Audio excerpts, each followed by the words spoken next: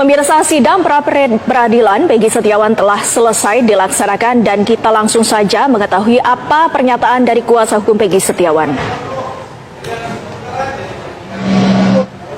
Akan kami ajukan bahwa DPO berbeda dengan Peggy Setiawan. Kami mempunyai penetapan DPO yang diumumkan oleh Polda Jawa Barat, ya, 3 orang, Andi, Dani, dan Peggy alias Peron.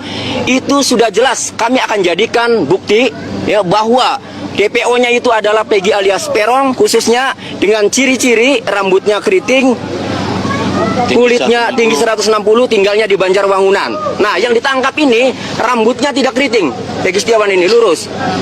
Alamatnya di Kepongpongan, ya, bukan di Banjarwangunan, ya. Kemudian umurnya juga dalam DPO itu 30 tahun 2024 dan Peggy Setiawan ini, ya, baru saja 28 tahun. Pada saat ditangkap itu 27 tahun. Oke. Nah, kami jelaskan secara keseluruhan permohonan pra-peradilan kami ada 35 halaman. Pada poinnya mempersoalkan pertama, ya, karena setiap kompresi pers Polda Jawa Barat selalu mengatakan bahwa penangkapan Peggy Setiawan dasarnya adalah DPO, dasarnya adalah putusan pengadilan yang sudah inkrah, ya, maka, ya, kami menyampaikan dalam permohonan pra-peradilan ini pertama, ya, penangkapan, ya, tadi ada penangkapan. Penangkapan itu, ya, seharusnya seseorang harus ditetapkan sebagai tersangka terlebih dahulu. Nyatanya Peggy Setiawan, ya, ditangkap statusnya belum tersangka. Ditangkap 21 Mei, ya, pukul 10 pagi dan kemudian ditetapkan sebagai tersangka 21 Mei juga, ya, tetapi sudah setelah ditangkap.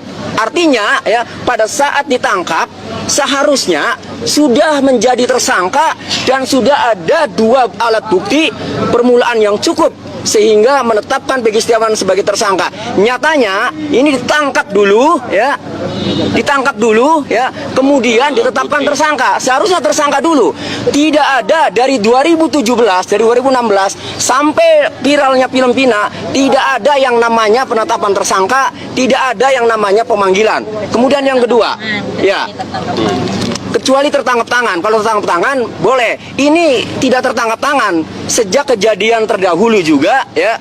Itu kejadian 27 Agustus 2016. Kemudian baru ditangkap para pelaku 8 orang itu 3 hari kemudian. Artinya tidak tertangkap tangan, ya. Jadi pertama mempersoalkan penangkapan, ya. Kedua, ya, mempersoalkan penetapan tersangka. Tadi karena, ya, penangkapan terlebih dahulu seharusnya penangkapan itu seharusnya sudah tersangka. Ini tidak ditetapkan tersangkanya, ya, setelah ditangkap.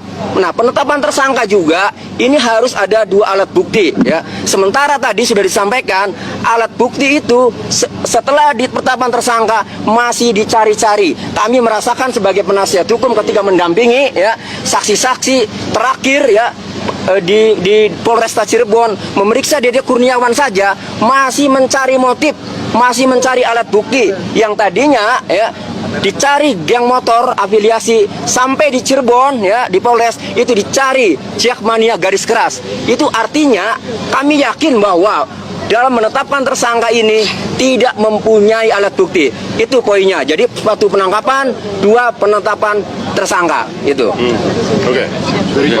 Apa lagi? Ada informasi nggak seperti apa Peggy yang sebenarnya dicari ini? Apakah sudah ada informasi? Itu tadi ciri-cirinya yang dikasih tahu tuh. Ya, ada ciri-cirinya. Dimaksud? Oh, itu kita belum ada. Enggak. Sekarang begini. Kami hadir di sini semata-mata kita harus garis bawahi nih, ya. Kita harus garis bawahi bahwa Peggy Setiawan itu bukanlah Peggy Peron. Iya. Jadi apapun perbuatan Peggy Peron, bagaimana peristiwa, kami tidak ada kaitan itu.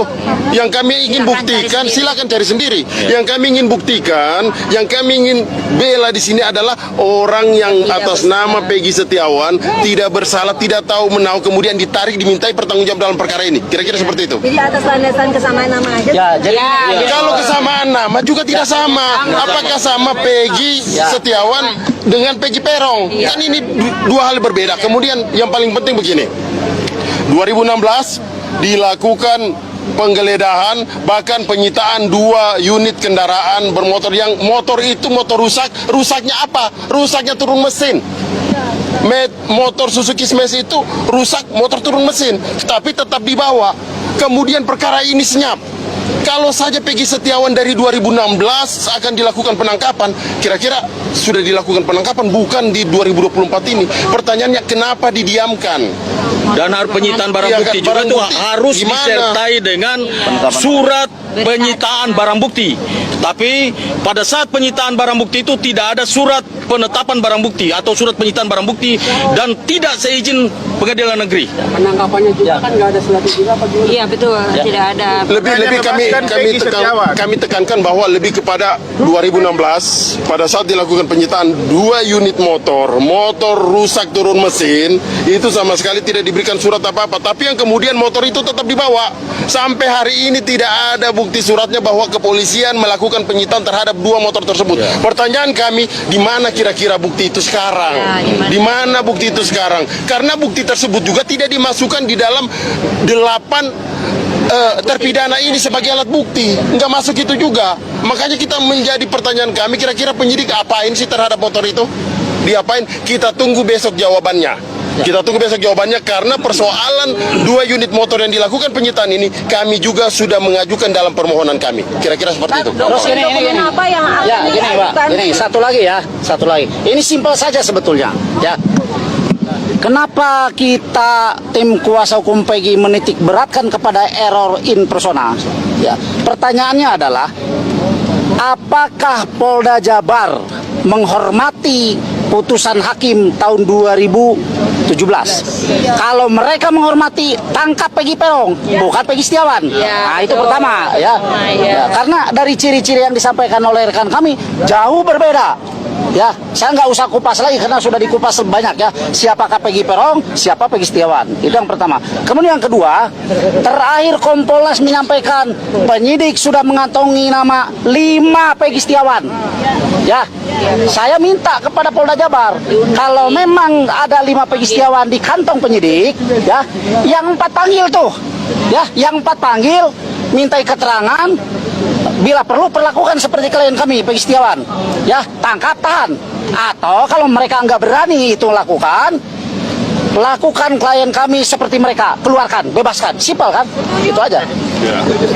Oke, jadi pada intinya karena kok kesimpulan permohonan kami ini adalah error in persona, salah orang.